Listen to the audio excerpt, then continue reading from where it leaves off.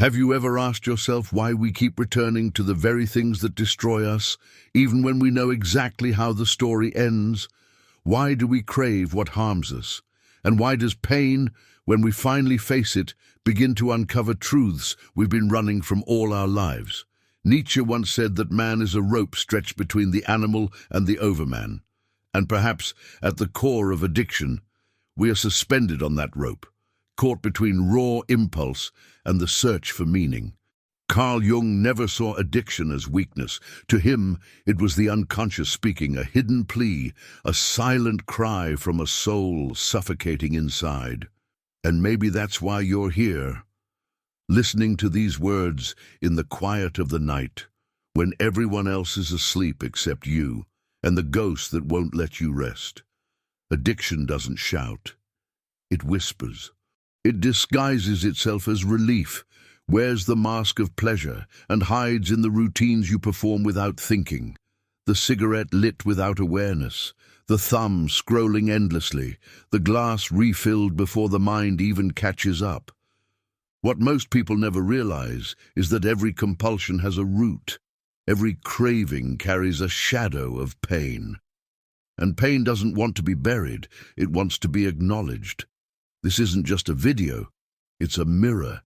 Not the kind that reflects your face, but the kind that reveals what lingers behind your eyes.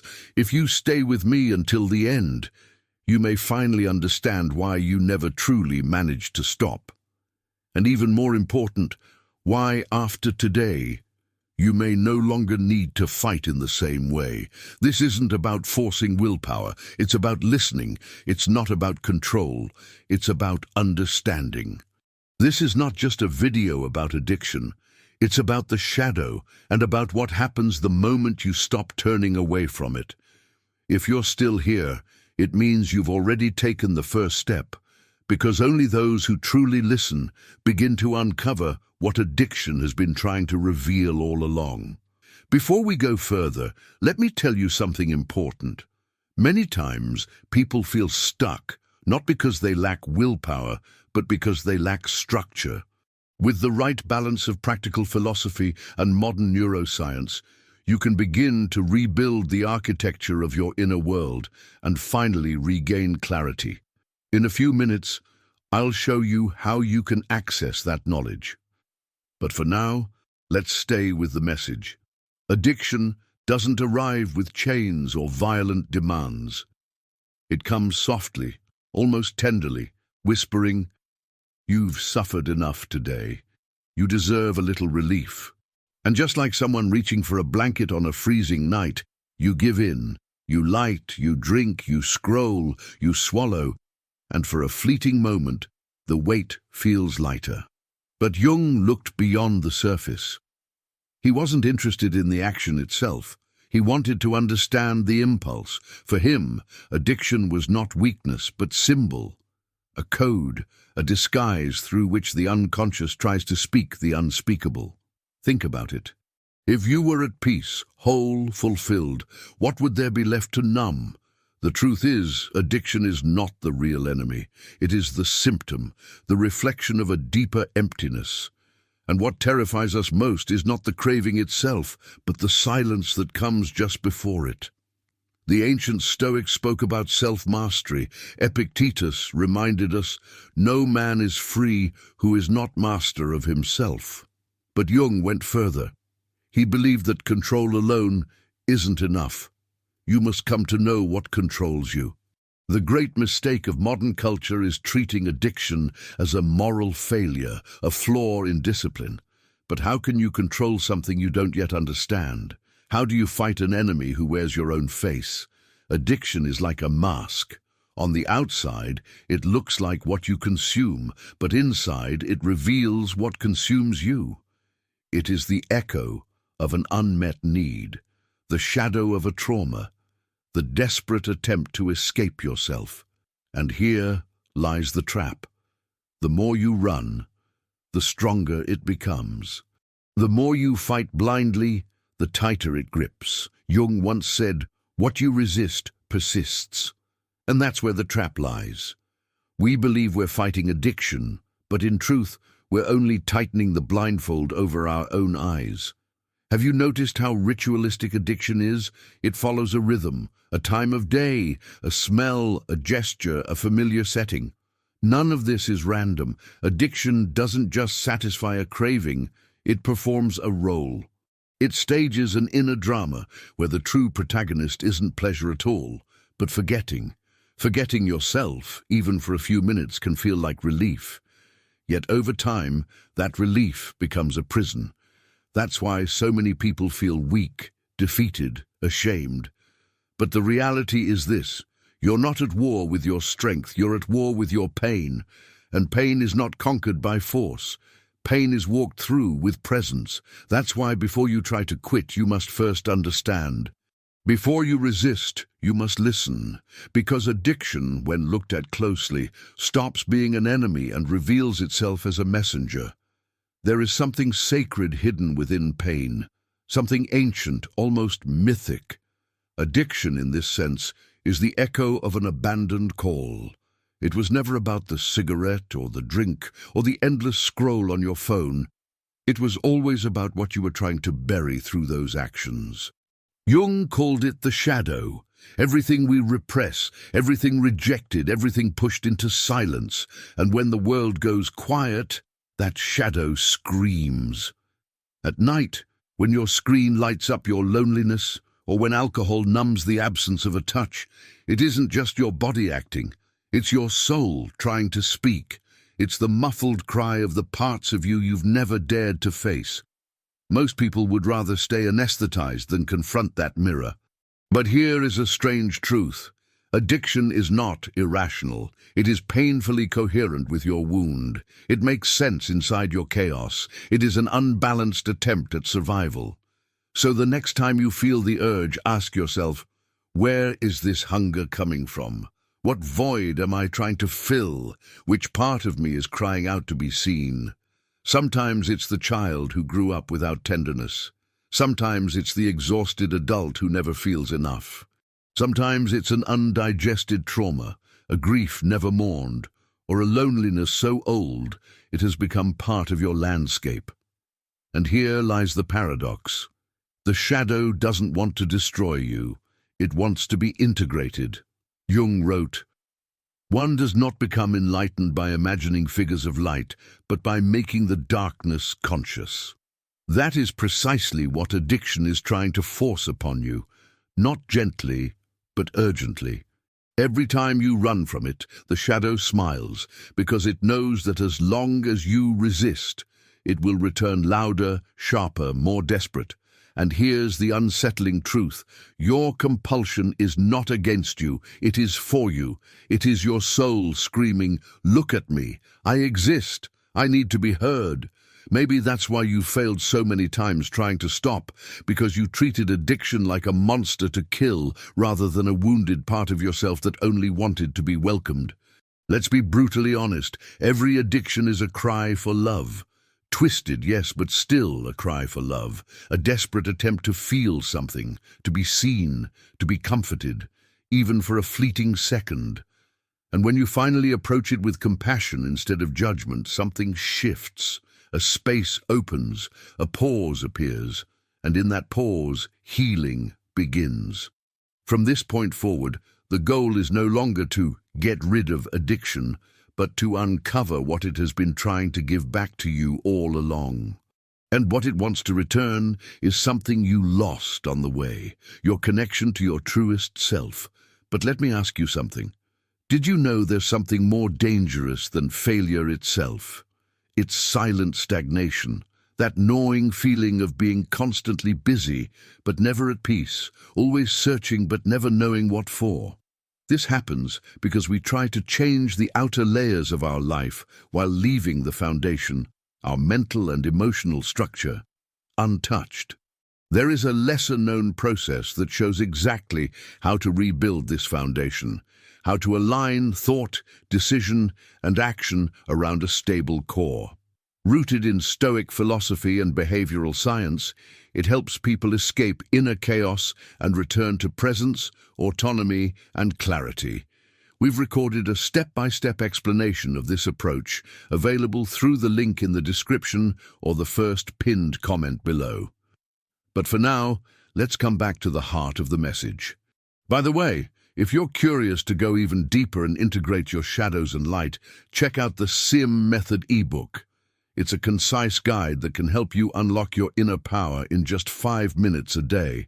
The link is in the first pinned comment below. Addiction doesn't arrive with chains and screams. It comes softly, dressed as comfort. It whispers, "You've suffered enough today. Just one more time." And so you give in, not out of weakness, but exhaustion. Jung understood this cycle as more than habit. He saw it as a symbolic act, an unconscious attempt to restore lost emotional order, almost like an ancient survival ritual. But instead of opening a doorway to the sacred, it leaves only temporary relief followed by emptiness. Think of how many times you've replayed that same scene. Stress builds, loneliness tightens its grip, silence grows unbearable, and you reach for the same gesture, the same relief, the same path. It's almost liturgical, like lighting candles in a chapel of forgetfulness. But here's what few ever realize. Hidden inside that ritual is wisdom. Yes, wisdom. Every compulsion carries a coded message waiting to be deciphered. The tragedy is that most people destroy the alarm instead of asking what fire it was warning them about. Jung's invitation is revolutionary: to watch the ritual with awareness, to step into it consciously, to see your own repetition as a kind of inner theater. And in the space between impulse and action, he showed that freedom exists. You don't need to extinguish the ritual, you need to reinvent it. If the urge to smoke arises, pause, breathe, and say, "I hear you, I see your message, but today I will respond differently." And yes, if your phone calls you at night, turn it off and write a single line: "What was missing for me today?"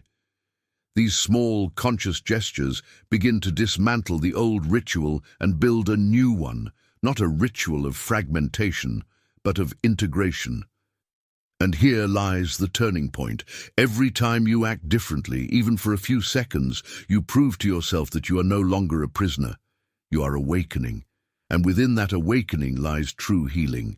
Healing is not the absence of desire, but the conscious choice of what to do with it. Addiction then is revealed for what it always was, not only a problem, but also a key. And now that you hold it, a new door begins to open. There comes a moment when desire ceases to be an enemy and becomes a mirror. The very impulse that once pulled you down now reflects your strength. Jung did not believe repression was the answer. He believed in transformation, an idea inherited from the ancient alchemists.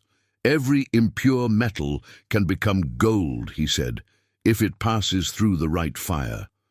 And he applied this truth to the soul. Every pain can become wisdom when faced with courage and awareness.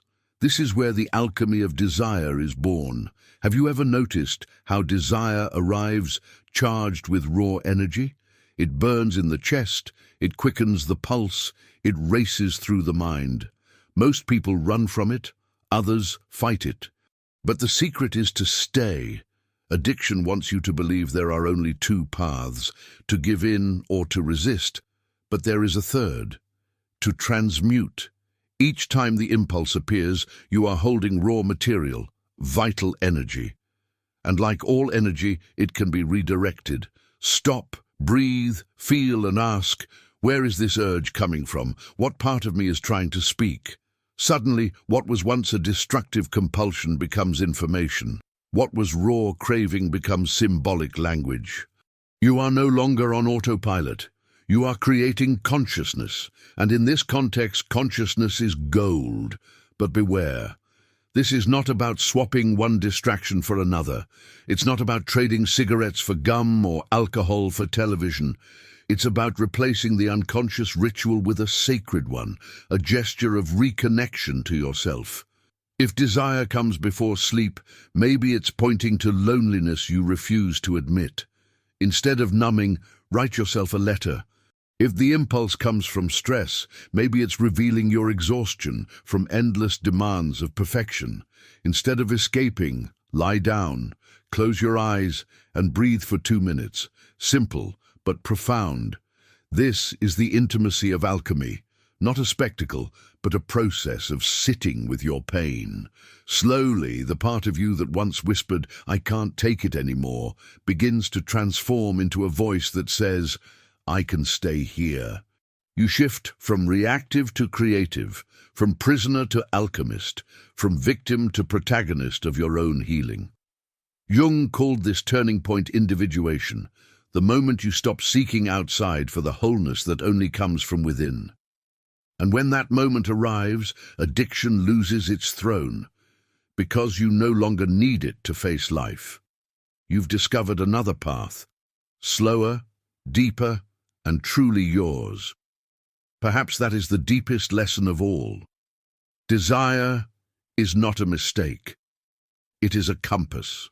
And when you learn to listen without fear, it carries you exactly where you were meant to go all along, home. It was never about saying no to addiction. It was always about saying yes to yourself, yes to your wounds, yes to your truth, yes to the possibility of becoming whole, not in spite of your scars, but because of them. Carl Jung never believed in quick fixes. He believed in the courage of descent, in the willingness to dive into the places most people avoid. And that is exactly what you have done. You have dared to listen where silence usually rules. Perhaps for the first time, you noticed that addiction was never the real enemy. It was an echo, a messenger, a shadowed part of you that had been waiting in the dark, longing to be seen. Now you understand, true strength does not come from repression, but from integration, not from victory, but from acceptance. From this moment on, every impulse can be seen differently. Every discomfort becomes a guide. Every conscious choice, however small, is a step toward freedom. The question is no longer, how do I stop? The real question is, what part of me is asking to be heard right now? And when asked with honesty, that question is more powerful than any rigid discipline. Transformation doesn't happen in a single day, but it happens every day you choose presence, even when it hurts, especially when it hurts. You don't need to be perfect. You only need to return to yourself again and again, and that in itself is already a quiet victory. If you have come this far, let me share something personal, not from Jung, not from philosophy, but from my own life. There was a time when I too felt trapped, not in drugs, not in alcohol, but in constant escape, a hidden addiction to distraction. Always busy, always rushing, always doing, always avoiding. Avoiding what? Avoiding silence. Because silence revealed who I really was, and I wasn't ready to face it. The mirror of stillness was unbearable, so I filled it with noise. But one night, long after the world had fallen asleep, I sat on the floor of my room. No phone, no music, no distractions, just me and the silence I had been running from, and in that raw emptiness, I finally listened.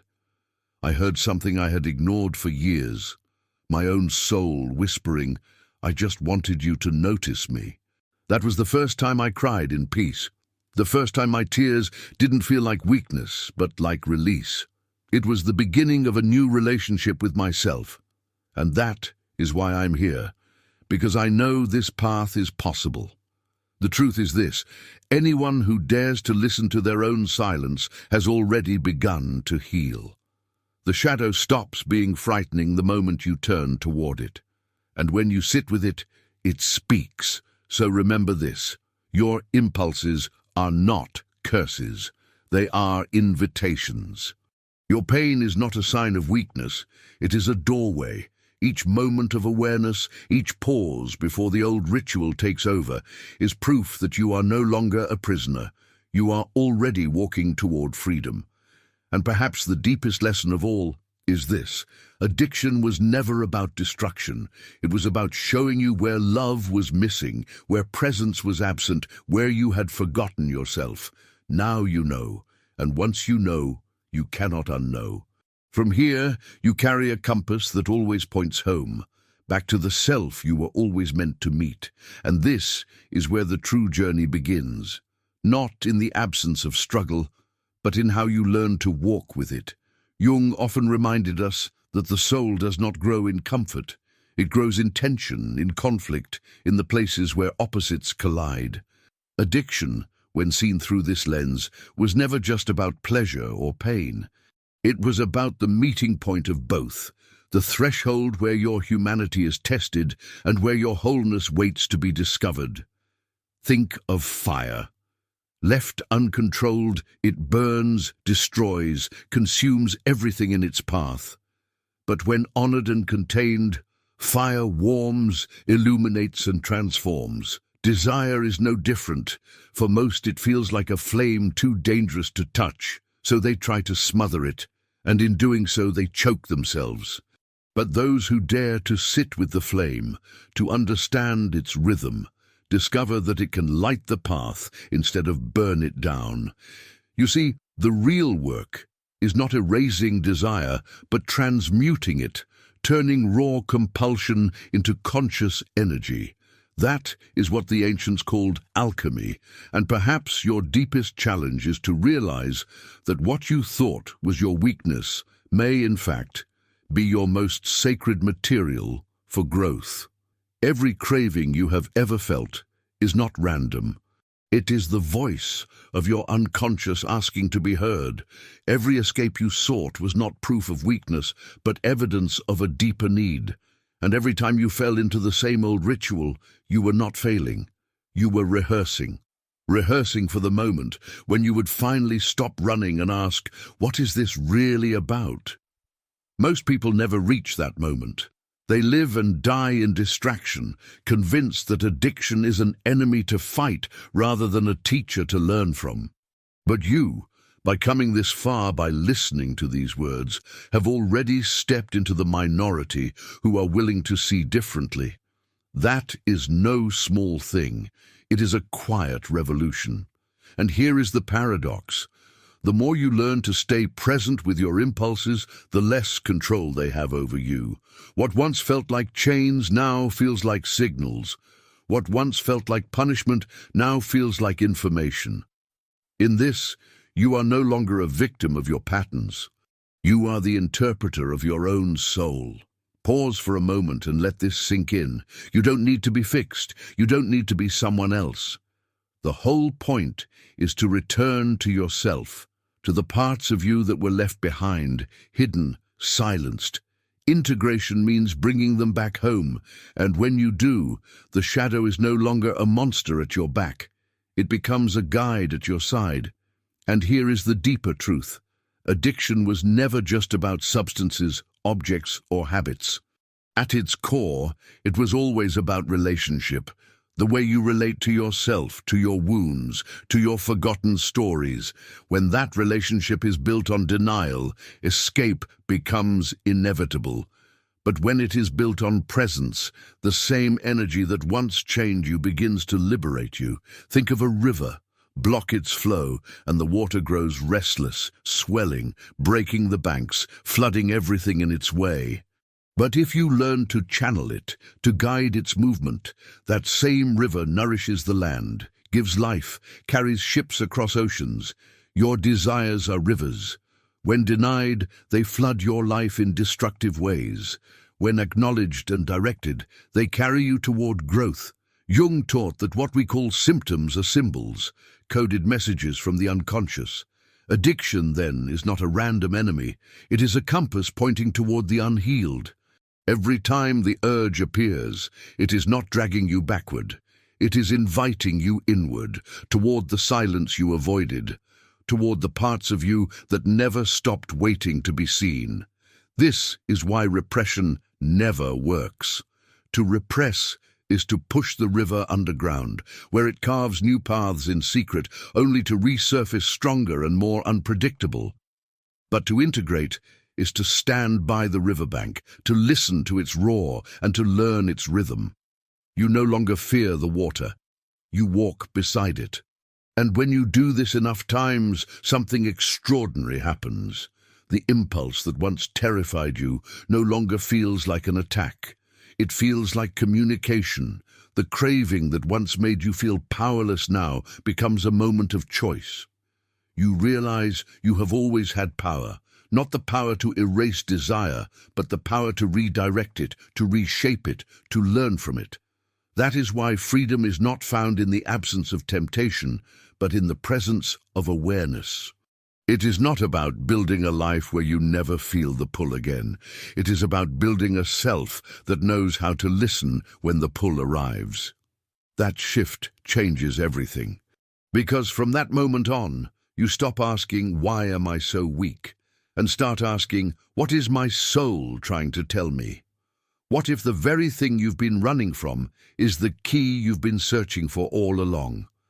Every shadow you tried to silence, every impulse you labeled as weakness, every craving you thought was your enemy, all of them were fragments of your own truth, waiting to be recognized. The real question is not how long you can resist, but how deeply you are willing to listen. Because in the end, it is not the absence of desire that defines your freedom, but the courage to face it without fear, and to let it reveal the parts of yourself you were always meant to reclaim.